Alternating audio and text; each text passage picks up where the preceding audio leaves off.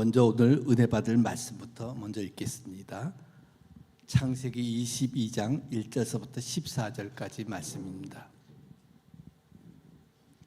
제가 먼저 한 절 봉독하겠습니다. 그 일 후에 하나님이 아브라함을 시험하시려고 그를 부르시되 아브라함아 하시니 그가 가로되 내가 여기 있나이다.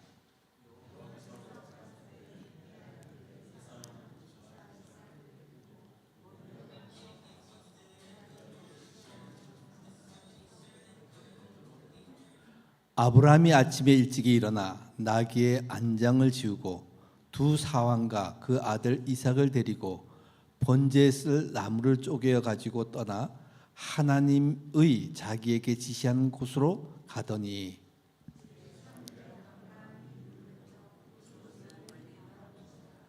이에 아브라함이 사환에게 이르되 너희는 나귀와 함께 여기서 기다리라.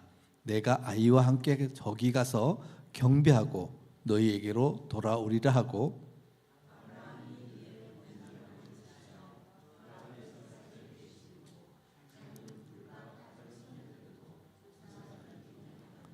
이삭이 그 아비 아브라함에게 말하여 가로되 내 아버지여 하니 그가 가로되 내 아들아 내가 여기 있노라.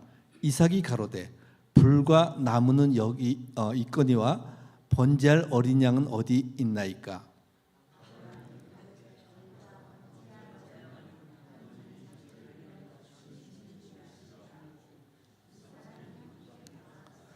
하나님이 그에게 지시하신 곳에 이른지라. 이에 아브라함이 그곳에 단을 쌓고 나무를 벌려놓고 그 아들 이삭을 결박하여 단 나무 위에 놓고 여호와의 사자가 하늘에서부터 그를 불러 가라사대 아브라함아 아브라함아 하시는지라. 아브라함이 가로되 내가 여기 있나이다 하매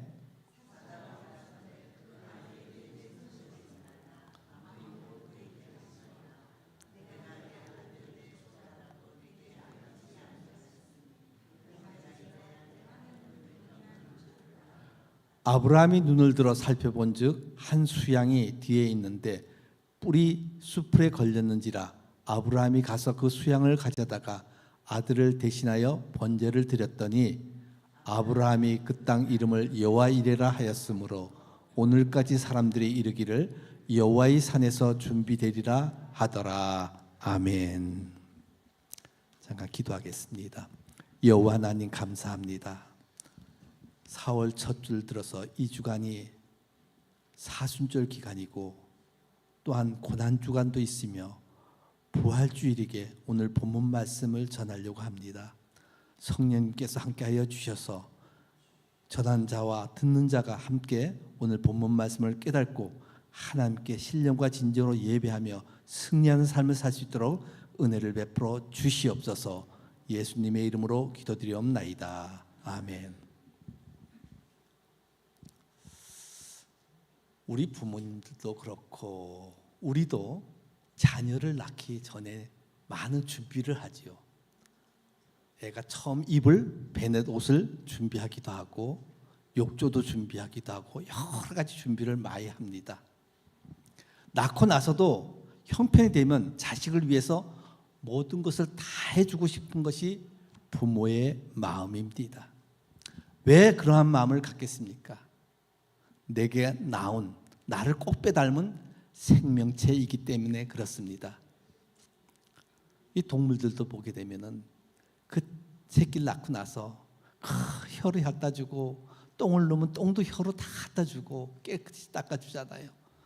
그리고 이 봄 되면 우리 미국 땅에는 오리와 그 기러기들이 새끼를 낳아가지고 그 주위에 누가 못 오게끔 막 조심하게 하고 그 새끼들을 보호하려고 하지요. 이 모든 것들이 생명체가 자기하고 똑 닮은 존재가 움직임만 보아도 흐뭇한 것입니다. 자기 자녀들도 그렇고 모든 것을 주어도 하나도 아깝지 않은 대상이기 때문에 그렇습니다. 우리 하나님도 모든 만물을 창조하시고 난 후에 하나님의 말씀하기를 우리의 형상으로 우리가 사람을 만들어 이 모든 만물을 다스리게 하자고 하면서 하나님의 형상, 하나님의 형상대로 사람을 창조하셨습니다. 남자와 여자를 창조하셨는데 그러면 우리는 누구의 형상을 닮았습니까? 하나님 형상이, 우리가 하나님 형상을 닮았다는 거예요. 우리에게 생기를 넣어 주었습니다. 얼마나 보고 두기에도 아까운 그러한 존재입니까 우리가. 거기에 그치신 것이 아니라 그들에게 복을 주어 그들에게 생육하고 번성하고 땅에 충만하고 땅을 정복하라 그랬습니다. 땅을 정복하라 그랬어요. 그리고 바다의 고기와 공중에 있는 새와 땅에 기어다니는 모든 생물들을 다 다스리라고 했습니다. 다 다스리라고 했어요. 이 모든 것을 만드시고 다스리도록 다 주셨습니다. 얼마나 큰 축복입니까? 그런데 한 가지 조건이 있었습니다. 그것은 동산 중앙에 있는 선악과를 알게 하는 나무 가시만 먹지 말고 나머지는 너가 다 임의대로 다 먹으라 그랬어요. 그것을 먹는 날에는, 선악과를 먹는 날에는 너는 정령 죽으리라 그랬습니다. 정령 죽으리라고 한 것은 하나님께서 인간에게 준 최초의 언약이고 명령인 것입니다. 우리가 하나님께서 만들어 주셨잖아요. 우리를 만들어 주셨잖아요. 그분이 우리의 생명을 주관합니다. 너 이렇게 하지 마라 하면 하지 말아야 되는데 그것을 어기고 말았습니다. 대신 말씀에 순종하기만 하면 너에게 영원히 살 수 있는 그것을 언약을 주신 거나 다름없습니다. 너 내 말에 순종만 하면은 영원히 살 수 있다는 것입니다. 근데 그 언약을 인간 편에서 파기하고 말았습니다. 그들이 뱀, 사단, 마귀라 그러죠. 거기에 꼬임에 넘어가가지고 그만 선악과를 먹었습니다. 그래서 어떻게 되었죠? 우리가 잘 알다시피 여자는 해산의 고통을 당하게 했어요. 그리고 남자의 다스림을 받게 했습니다. 남자는 수고를 해야 돼. 땀이 흘리도록 수고를 해야 그 소산을 먹을 수가 있게 해줬고 그리고 흙으로 돌아가게 되었습니다. 그런데 이 선악과를 먹은 아담과 하와가 당연히 죽어야 되잖아요. 정령 죽이라 그랬잖아요. 그런데 하나님께서 아담과 그 아내를 위하여 가죽 옷을 지어 입혔습니다. 이는 하나님의 사랑하던 인간이 죄인 됐는데 이 죄인 된 것을 어떻게 구할까? 어떻게 구할까? 고민하다가 최초로 친히 준비한 복음이 이것이었습니다. 가죽 옷을 입힌 것입니다. 바로 하나님이 사랑하던 인간이 죄인 된 거기에 준비시킨 것이 바로 생명의 피를 갖다가 대속해 줄 수 있는 은혜를 주신 것입니다. 그래서 레위기서 17장 11절에 이런 말씀이 있습니다. 육체의 생명은 피에 있습니다. 내가 그 피를 너희에게 주어 단에 뿌려, 그러니까 제단에 뿌려서 너희의 생명을 위하여 속하게 하였나니 생명이 피에 있으므로 피가 죄를 속하니라 그랬습니다. 이거 정령 죽어야 되는데 내 사랑하는 저 인간들을, 저들을 어떻게 살릴까? 그 피를 뿌리게 함으로써 말미암아 너가 죽어야 할 것을 대신 피를, 어떤 생명의 다른 대속의 피를 줘가지고 너가 살게 해주겠다는 것입니다. 짐승의 피를 제단에 뿌리는 것은 죄로 죽을 수밖에 없는 우리를 살리기 위한 생명의 피인 것입니다. 이는 하나님의 형상을 닮은 우리를 사랑하심으로 살리기 위한 하나님이 장래 우리를 어떻게 구원할 것인지 그 모양을 보여주신 것입니다. 그 히브리서에 기록되기를 히브리서 9장 22절에 율법을 쫓아 거의 모든 물건이 피로서 정결하게 되나니 피 흘림이 없은즉 사함이 없느니라 그랬습니다. 피를 흘려야만 사함이 있다는 거예요. 율법을 쫓아, 이건 과거에 제사를 지낼 때, 예배를 드릴 때 꼭 피를 가지고 나가야 됐어요. 속죄제를 위해서 피를 가지고 나가야 그 죄를 사함을 받았습니다. 그런데 율법으로 해마다 속죄일에 희생 제물을 하나님께 드렸는데 그 효력은 일시적이지 영원하지 않다는 거예요. 그래서 히브리서 10장 1절에는 율법은 장차 날 좋은 것들의 그림자일 뿐이요 실체가 아니므로 해마다 계속해서 드리는 똑같은 희생 제사로서는 하나님께 나오는 사람들을 완전하게 할 수 없다 그랬습니다. 양과 동물의 피를 갖다 바쳤는데 난 죄를 사함 받았다는데 자꾸 죄가 생각나는 거예요. 아유, 올해 또 죄를 지었으면 내년에 가서 또 속죄일 날 또 가서 동물을 갖다 잡으면 되지. 자꾸 죄가 생각나게 하는 거예요. 그래서 여호와 하나님은 첫 번째 행한 제사를 폐하시고 둘째 것을 세우셨는데 독생자 예수님을 준비하셨던 것입니다. 첫 번째 제사는 뭐예요? 동물의 피로 우리 죄를 사한 거잖아요. 근데 둘째 것을 세운 것이에요. 그리스도께서 세상에 오셨을 때 어떻게 말씀하셨습니까? 주께서 제사와 예물을 원하지 아니하시며 불로 태워 바치는 번제와 제를 씻는 속죄제도 기뻐하지 아니하시고 나를 위해 한 몸을 예비하셨다 그랬습니다. 그것이 무엇입니까? 바로 예수님이세요. 예수님을 예비하신 거예요. 하나님은 이렇게 창세 전부터 죄를 범한 우리를 구원하기 위해서 잊지 아니하고 변함없이 철저히 준비해 가고 계신 것입니다. 구약의 모든 사건은 언약에 대하여 순종하면은 너희들이 평안해지고 불순종하면 너희들이 고통 가운데 있는 것을 다 보여주었어요. 사사기에도 다 그렇게 했잖아요. 이스라엘 역사가 다 그렇잖아요. 하나님 말씀에 순종하니까 평안해요. 나라도 평안하고 가정도 평안하고 자기의 삶도 평안하고 모든 것이 평안한데 하나님의 말씀을 범할 때마다 개인도 그렇고 나라도 그렇고 모든 것이 고통 가운데 지내게 돼 있는 것을 보여주었습니다. 그러하신 하나님의 주님에 대해서 나는 어떻게 알고 있으며 어떤 마음으로 믿고 있는지 오늘 본문 말씀을 통해서 하나님의 아버지의 기쁘신 사랑과 우리 예수 그리스도의 은혜와 성령님이 이것을 깨닫게 하는 이 시간이 되길 주의 이름으로 축복합니다. 오늘 본문 첫 절에 그 일 후에 하나님이 아브라함을 시험하시려고 했습니다. 그 일 후라. 그럼 어떤 일일까? 도대체 아브라함을 시험할 때 그 일 후라 그랬는데 어떤 일이 있었는지 오늘은 본문 22장이니까 본문 21장에 그 얘기가 다 나와 있습니다. 아브라함이 86세 때 사라의 여종 하갈을 통해서 이스마엘을 낳습니다. 사라가 자기가 잉태하지 못하니까 자기 여종을 들여보내가지고 애를 임신하게 해가지고 그 난 아들이 바로 이스마엘입니다. 그런데 공교롭게 또 하나님의 약속대로 아브라함이 100세 때 본부인 사레를 통해서 이삭을 낳았습니다. 그때가 이스마엘 나이가 한 14살 때 됐습니다. 그때 이삭이 태어났는데 이삭이 태어나니까 그 젖될 때가 됐어요.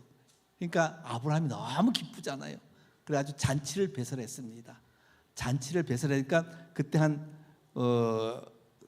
사레가 이렇게 잔치를 배설하고 나서 있는 가만히 보는데 사레가 보니까 자기 아들이 2살 이제 젖됐으니까 2살 정도 됐죠. 그 이삭을 애굽 여인 하갈이 낳은 이스마엘이 조롱하는 거예요. 멸시하는 거예요. 막 데리고 노는 거예요. 아니 저놈이 내 아들을 화가 났어요. 그래서 아브라함에게 말합니다. 여보, 저 계집종과 그 아들 녀석을 내보내세요. 그 아들 이삭이 차지해야 할 자기 아들 이삭이 차지해야 할 유산을 저 계집종의 자식과 나누어 가지게 할 수 없습니다 라고 했습니다. 그러지 않아 하갈과 이스마엘이 미웠어요. 왜? 그 전에 어떤 일이 있었습니까? 하갈이 자기 남편한테 넣어주니까 임신을 했어요. 임신하고 나니까 야 내가 네 남편의 아이를 임신했어. 넌 임신 못했지? 하고 괄시를 했댔어요. 그때 또 사라가 화가 나서 저 애를 쫓으라 그랬어요. 그러니까 당신 여종이니까 당신 마음대로 해. 그러니까 내쫓았어요. 그게 도망가서 있다 보니까 여호와 하나님이 나타나서 야 너 어디로 가느냐? 어디서 와서 어디로 가냐? 그러니까 내 주인에게서 쫓겨나가지고 지금 도망해서 여기까지 나왔습니다. 네 주인에게 다시 돌아가라 해서 임신된 그 상태로 다시 돌아와서 있었던 거예요. 그런 가운데 그 이스마엘이 자기 아들을 조롱하고 막 못되게 하니까 멸시하니까 내보내라는 거예요. 그때 아브라함은 몹시 괴로워했습니다. 하갈이 낳은 아들도 자기 자식이잖아요. 그러자 여호와 하나님께서 아브라함에게 말하기를 아브라함아 저 아이와 계집종 하갈 때문에 그렇게 괴로워하지 말지어라. 사라가 내게 말한 대로 다 해라. 내가 너에게 내 후손이 엄청나게 불어나리라고 한 약속한 것은 바로 이삭을 통해서 말한 것이다. 그때 바로 이스마엘이 16살 때입니다. 그때 하갈과 내어 쫓은 이유를 말씀하고 있는 것은, 그 이유라는 것은 나를 쫓은 거예요. 아브라함은 이스마엘과 그 어미 하갈을 내어 쫓을 때 사라의 말에 깊이 근심을 했습니다. 왜? 15, 16살 될 때까지 이스마엘을 길렀잖아요. 저기 내 아들이로구나 라고 길렀는데, 그 근심에 있었는데 여호와 하나님께 근심하는 아브라함을 위로하시기를 여종의 아들도 내 신이 내가 그로 한 민족을 이루게 하리라. 그리고 오직 이삭만이 약속을 이어받을 아들이 될 것이고 알려주었습니다. 그래가지고 그 이삭을 통해서 바로 소망을 갖고 살 수 있기 때문에 아브라함은 하나님 말씀에 100% 순종을 했던 것입니다. 이제 아브라함은 이스마엘을 내보낸 후에 누가 하나 남았습니까? 이삭만 하나 남은 거예요. 아주 애지중지하면서 애정을 다 가해가지고 희망을 들고 살았습니다. 그 일 후란 바로 이러한 때를 말하는 것입니다. 이스마엘을 내보내고 나서 16년이 흐른 뒤에 이러한 일이 있는 것입니다.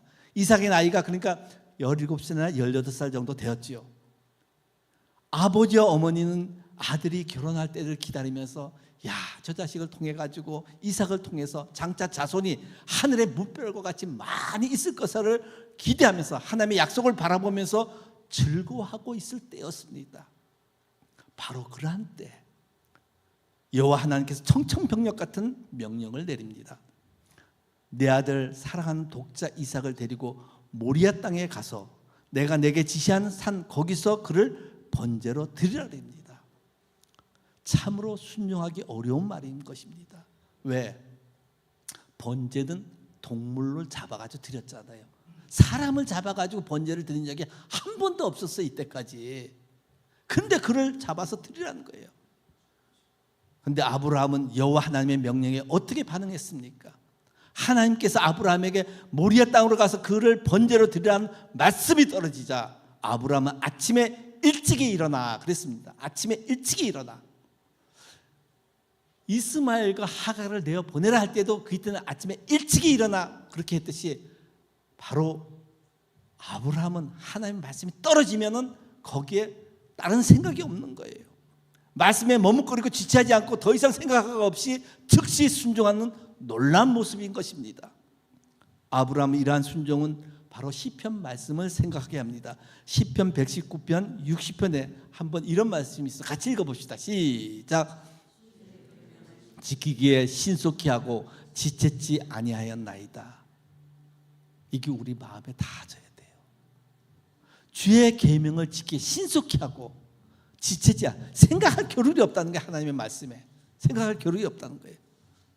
절대 순종의 길만 있었을 뿐인 것입니다. 아브라함에게는 아브라함이 이삭을 데리고 브엘세바에서 사흘길을 걸어서 모리아 산을 바라보이는 지점까지 와 찾았을 때 아브라함과 함께 데리고 온 두 사람에게 얘기를 합니다. 두 사환에게 나귀를 여기에 너희들 나귀와 함께 여기 있어라. 그리고 그 사환이 짊어지었던 그 나무를 바로 이삭에게 지웁니다.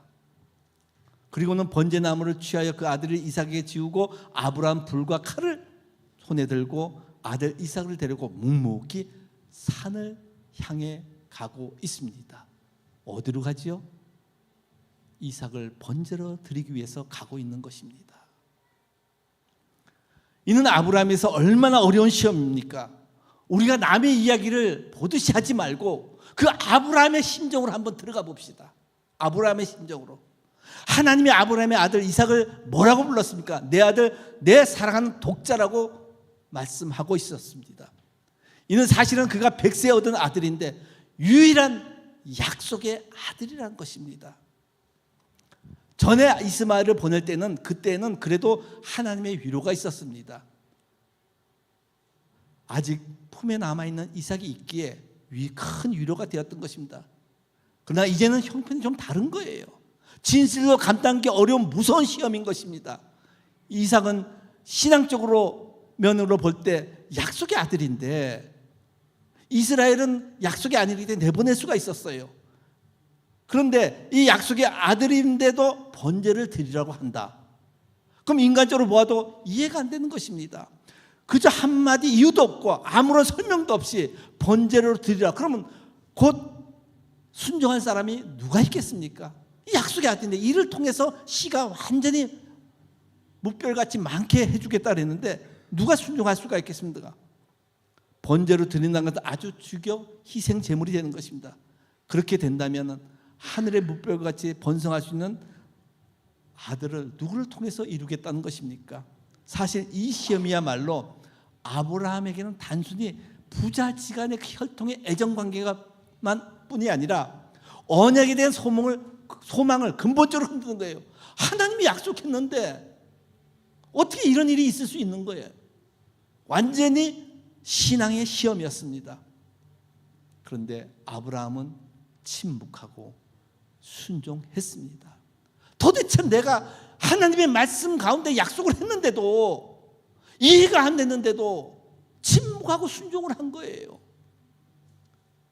그 아들 이삭은 어떻습니까? 아버지 아브라함의 말을 어떻게 반응했습니까? 이삭의 순종도 놀랐습니다. 이삭은 번제의 나무를 지고 아버지는 불과 칼을 손에 들고 산을 향해 올라가고 있었습니다. 이삭이 한 가지 이상한 게 있어서 물었어요. 아버지한테. 아버지요, 한 가지 물어볼 게 있습니다. 네 아버지요, 불과 나무는 있는데 번제할 어린 양은 어디 있습니까? 아버지가 얘기합니다. 아들아, 번제할 어린 양은 하나님이 자기를 위하여 친히 준비하느니라 그랬습니다. 친히 준비한다는 거예요. 드디어 두 사람이 지시한 한 장소에 이르렀습니다. 아브라함이 그곳에 단을 쌓고 나무를 벌려놓고 그 아들 이삭을 잡으려고 합니다. 이삭은 아무런 반응도 하지 않고 꽁꽁 묶인 채로 그 번제단 위에 있습니다. 참으로 사람으로 상상하기 어려운 침묵이고 순종인 것입니다. 이때 이삭의 나이가 17살 정도 됐죠. 그 성장했는데 그가 사흘길을 걸어온 후에도 나무를 짊어지고 그 산에 오를 정도로 힘이 장성했습니다. 얼마든지 아버지께 반항을 할 수도 있었습니다. 이삭이 자기 팔다리를 묶여서 번제단 위에 있고 칼이 번쩍 있는데 거기에 어떻게 순종하고 있을 수가 있겠습니까? 이러한 침묵의 순종은 생각할수록 놀라운 일이 아닐 수 없습니다. 여호와 하나님께서 아브라함을 시험하실 때 침묵으로 순종한 것처럼 이삭은 아버지가 믿는 하나님을 믿기에 침묵으로 순종한 것입니다. 히브리서 11장 17절에서 19절에 이런 말이 있습니다. 아브라함은 시험을 받을 때 믿음으로 이삭을 드렸으니 저는 약속을 받은 자로서 그 독생자를 드렸느니라. 저에게 이미 말씀하시기를 내 자손이라 칭할 자는 이삭으로 말미암으리라 하셨으니 저가 하나님이 능히 죽은 자 가운데서 다시 살리실 줄을 생각한지라. 비유컨대 죽은 자 가운데서 도로 받은 것이라 그랬습니다. 아브라함 늙어 단산했잖아요. 생산할 수가 없어요.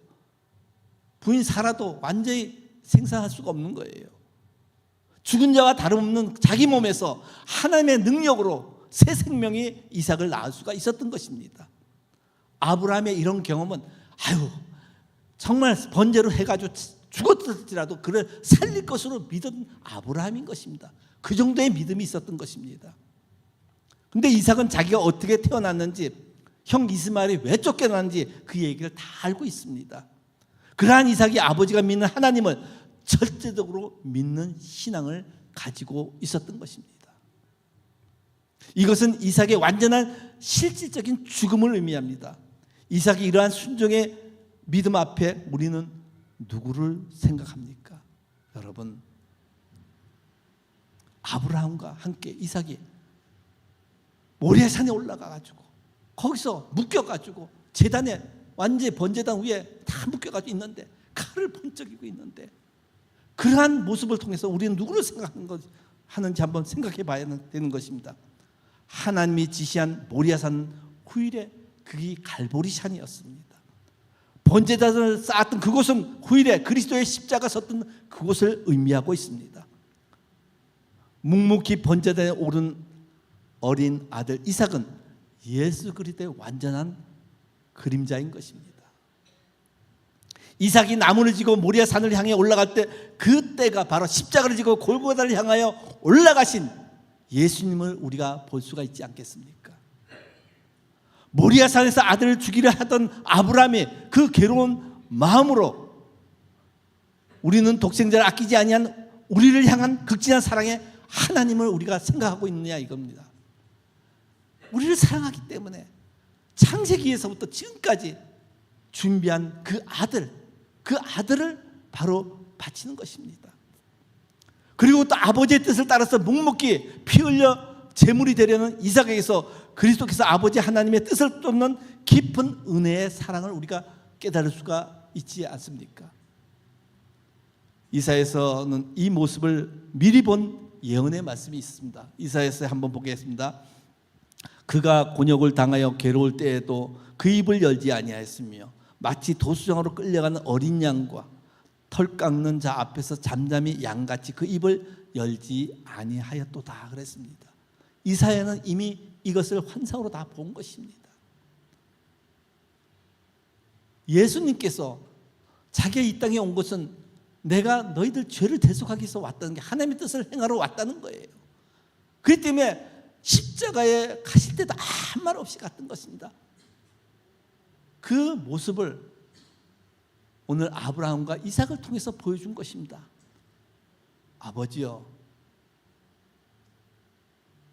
나무와 불은 있는데 어린 양은 어디 있습니까? 하나님께서 준비한다는 거예요. 하나님께서 예비한다는 거예요. 아브라함은 이삭을 하나님께 드리는 과정에서 새로운 믿음의 세계를 체험한 것입니다. 아브라함의 말로 칼로 이삭을 내려치는 순간 여호와의 사자가 하늘에서 부르짖습니다. 아브라함아, 아브라함아, 그 아이에게 내 손을 대지 말라. 아무 일도 그에게 하지 말라. 내가 내 아들 독자를 내게 아끼지 아니하였으니 내가 이제야 내가 하나님을 경외한 줄을 아노라 그랬습니다. 13절에 하나님이 아들 이삭을 단에서 내려놓을 때 뒷배에서 한 수양의 울음소리가 들렸습니다. 이제 눈을 떠서 살펴보니 한 수양 한 마리가 뿔이 걸려가지고 수풀에 걸려가지고 거기에 있는 거예요. 그것은 하나님께서 아브라함을 위해서 친히 예비하신 어린 양이었습니다. 여기서 아브라함은 과거에 체험치 못했던 놀라운 신앙의 체험을 한 것입니다. 그래서 그 땅 이름을 여호와 이레라고 했습니다. 여호와의 산에서 준비되리라 한 것입니다. 하나님은 우리를 구원하기 위하여 어린 양 예수 그리스도를 친히 준비하여 주셨습니다. 예수님이 친히 나의 죄로 십자가에서 피를 흘리셨습니다. 그리고 하나님의 능력으로 죽은 자 가운데서 부활하셨습니다. 그 모형을 아브라함과 이삭을 통해서 보여주신 것입니다. 아브라함이 보세요. 이삭을 죽이더라도 죽은 자 가운데 살릴 것을 믿었다 그랬잖아요. 마찬가지 예수님도 십자가에 죽으셨지만 하나님의 능력으로 살리셨습니다. 여호와 하나님이 독생자의 예수를 아끼지 아니하시고 우리의 죄를 사하는 어린 양으로 준비하여 주신 하나님이십니다.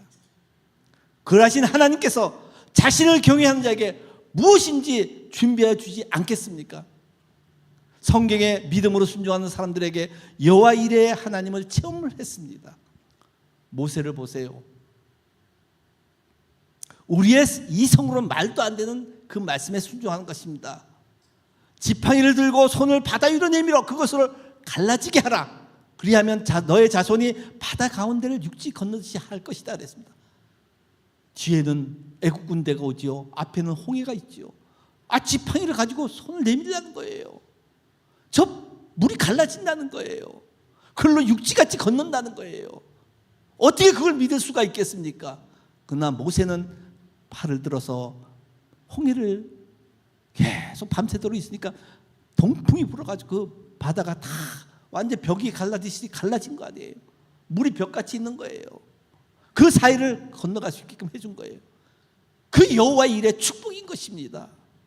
도대체 말도 안 되는 얘기를 나보고 어쩌라는 거야 하지 마시고 하나님의 말씀이 나한테 오게 되면은 그 말씀에 순종만 하면은 내가 상상하지 못한 일들이 이루어지고 있다는 것입니다.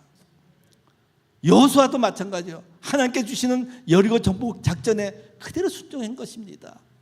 야, 그 여리고성은 난공불락에 함부로 들어갈 수가 없는데요. 근데 하루에 한 바퀴씩 6일 동안 돌고 제7일 때는 7바퀴 돌고 큰 소리로 외치라는 거예요. 그대로 한 거예요. 그러니까 여리고성이 무너졌습니다. 도대체 칼로도 전쟁한 것이 아니고 말도 안 되는 것으로 해가지고 하나님은 우리에게 예배해 준 것이 있다는 것입니다. 어떻게? 말씀에 순종할 때. 여러분, 때로는 성경 말씀 보고 성경 공부할 때도 그렇고 또 주일날 메시지를 정할 때도 그렇고 그 말씀이 도대체 저기 나하고 무슨 관련이 있어? 라고 하지 마시고 그 말씀을 듣고 말씀이 살아 역사하는구나. 지금도 하나님의 말씀이 살아 역사하시는구나.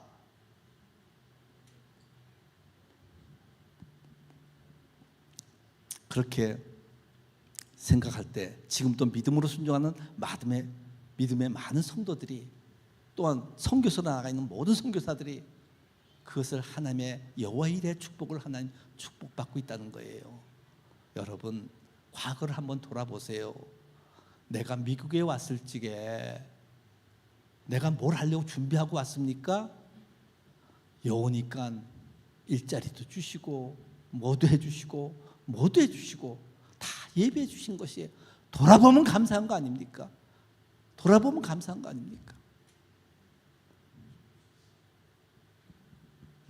하나님께서 앞서 가시며 예비하신 그 체험을 하시길 바라겠습니다. 나에게 어떤 문제들이 놓여 있습니까? 이 문제들을 주님 앞에 내려놓고 믿음으로 기도하면 주님의 말씀과 함께 믿음으로 순종하는 마음이 생길 것입니다.